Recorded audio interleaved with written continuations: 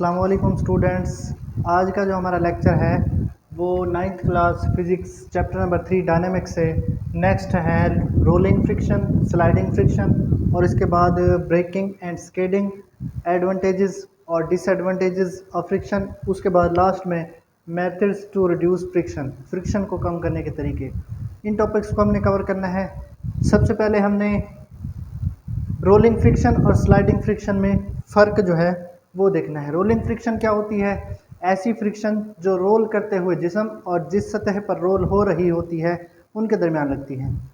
तो डिफाइन करते हैं इसको। रोलिंग फ्रिक्शन क्या है? The friction which is present between the rolling object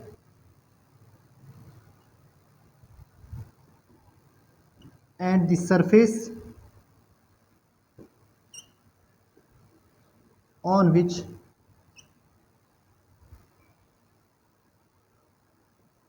over which a body rolls.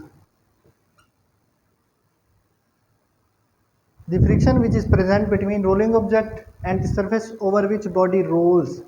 ऐसी फ्रिक्शन जो रोल करते हुए जिस्म और जिस सतह पर रोल हो रही है उसके दरमियान लगे रोलिंग फ्रिक्शन कहलाती है। उसके बाद स्लाइडिंग फ्रिक्शन। स्लाइडिंग फ्रिक्शन ऐसी फ्रिक्शन है जो स्लाइड करते हुए जिस्म और जिस सतह पर स्लाइड हो रही है उसके दरमियान लगे।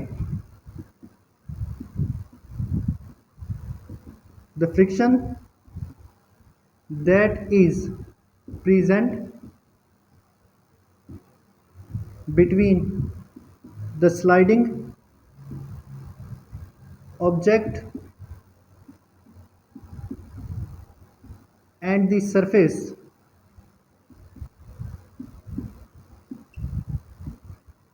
over which a body slides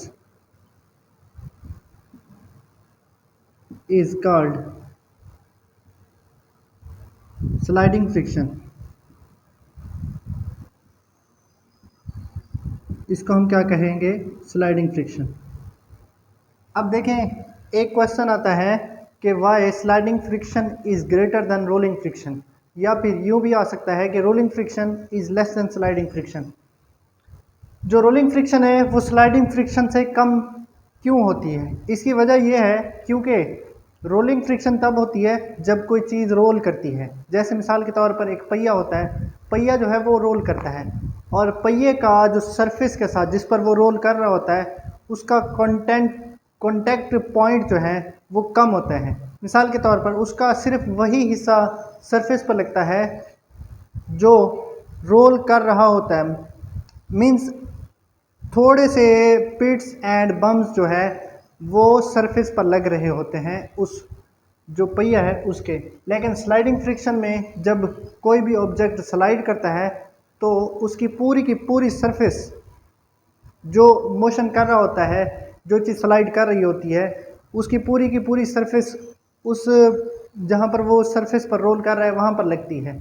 और वहाँ पर जो पिट्स एंड बम्स जो हमने कूल्ड वेल्ड्स कहा था, वो कूल्ड वेल्ड्स जो है वो रगड़ते हैं और वो टूट जाते हैं।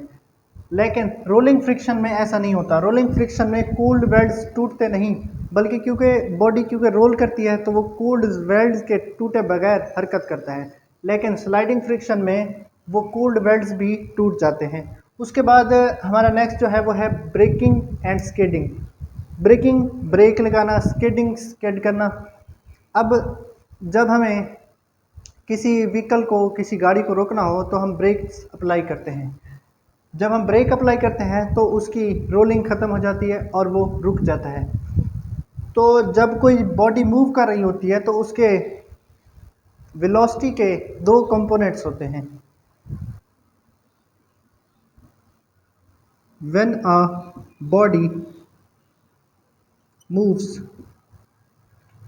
It has two components of velocity. इसके वेलोसिटी के दो कंपोनेंट होते हैं। एक कंपोनेंट वो जो मोशन के अलोंग होता है, जिधर मोशन हो रही है, मतलब जिधर बॉडी मूव कर रही है, एक कंपोनेंट वेलोसिटी का उधर होता है। The component of velocity along motion, motion के अलोंग एक कंपोनेंट होता है और दूसरा कंपोनेंट होता है the component of the velocity along axis, और जिस एक्सिस के गिर्द वो पहिया घूम रहा होता है, एक कंपोनेंट वो होता है।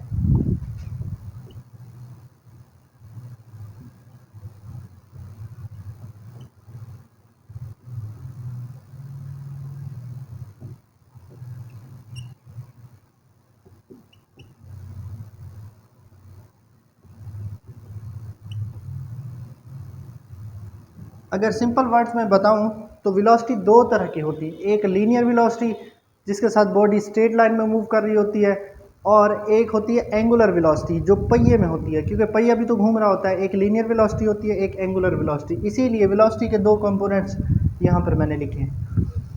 ये तो वेलोसिटी के कंपोनेंट्स हैं जब बॉडी मूव कर रही होती है, लेकिन जब हम उसको ब्रेक अप्लाई करते हैं तो जब ब्रेक अप्लाई करने के बाद वो स्टॉप हो जाता है। लेकिन अगर हम ज़्यादा ब्रेक अप्लाई कर दें, एक लिमिटिंग वैल्यू होती है ब्रेक की भी, अगर उस लिमिटिंग वैल्यू से हम ज़्यादा ब्रेक अप्लाई कर दें तो बॉडी या ऑब्जेक्ट या जो व्हीकल हमने चलाया हुआ है वो गिर भी सकता है, उससे कुछ नुकसान भी हो सकता है। तो लिमिटिंग वैल्यू ऑफ फ्रिक्शन जो है वो हमें रिक्वायर्ड होती है फॉर ब्रेकिंग। अगर उससे हमें ज़्यादा अप्लाई कर दिया जाए, अगर हम ब्रेक्स ज़्यादा अप्लाई कर दें तो वो स्किड हो जाता है, ऑब्जेक्ट जो है वो उसमें स्किडिंग आ जाती है। तो ये स्किडिंग हमें नहीं चाहिए, स्किडिंग से हमें बचना है। तो हमें लिमिटिंग वैल्यू ऑफ फ्रिक्शन चाहिए, तो हमें लिमिटेड ब्रेक्स अप्लाई करने हैं। उसके बाद होता है एडवांटेजेस और डिसएडवांटेजेस ऑफ फ्रिक्शन, फ्रिक्शन के फ़ायदे और नुकसानात।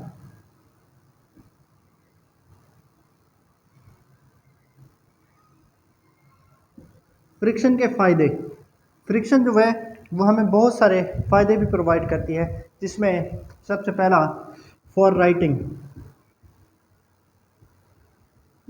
अब मैं बोर्ड पर लिख रहा हूँ, बोर्ड पर लिखने के लिए भी मुझे फ्रिक्शन चाहिए। अगर मैं यहाँ पर ऑयल वगैरह स्प्लिट कर दूँ, ऑयल फैला दूँ, तो मैं लिखूँ तो मैं लिख नहीं सकूँगा, क्योंकि ऑयल से फ्रिक्शन यहाँ पर कम हो जाएगी, फ्रिक्शन ख़त्म हो जाएगी, जिसकी वजह से लिखना बंद हो जाएगा। तो फ्रिक्शन हमें लिखने के लिए ज़रूरी है। दूसरा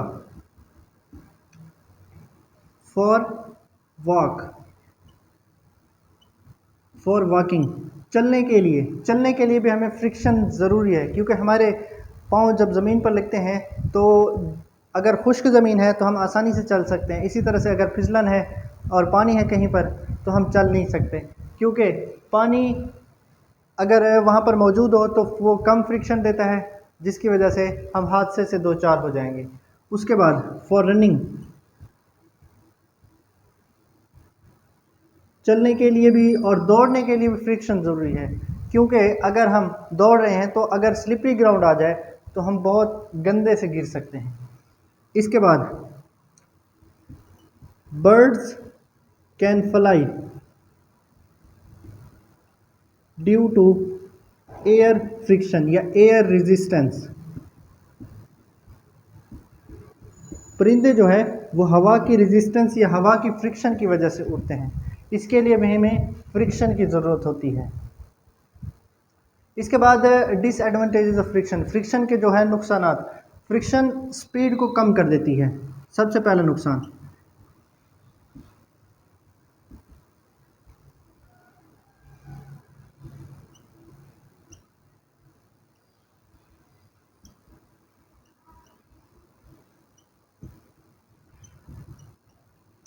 it's limits the speed of moving objects, ये मोशन करते हुए जिस्म की स्पीड को महदूद कर देती है, कम कर देती है, जिससे हमें नुकसान भी हो सकता है। और दूसरा पॉइंट दूसरा पॉइंट ये है कि ओवर यूज़फुल एनर्जी लॉस्ट, हमारी जो एनर्जी है वो लॉस हो जाती है ज़्यादातर।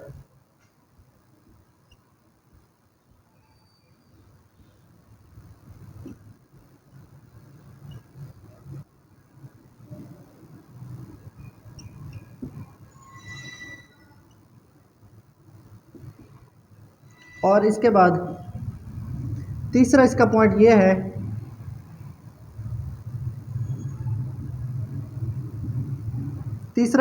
ये है कि फ्रिक्शन की वजह से मुख्तलिफ मशीनों के पुर्ज़ों के दरमियान टूट फूट का शिकार हो जाते हैं वो पुर्ज़े।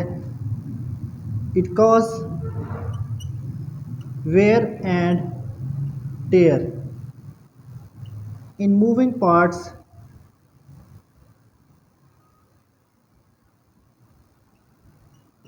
ऑफ मशीनों में पुर्जे जो है वो टूट फूट का शिकार होते हैं ड्यू टू फ्रिक्शन की वजह से। ये आपने इसके फ़ायदे भी और नुकसान भी करने हैं। उसके बाद मेथड्स टू रिड्यूस फ्रिक्शन को कम करने के तरीके, हमें किसी जगह पर फ्रिक्शन को कम करना भी ज़रूरी होता है। मैं कैमरा चेक कर लूँ, उसके बाद इंशाल्लाह आते हैं।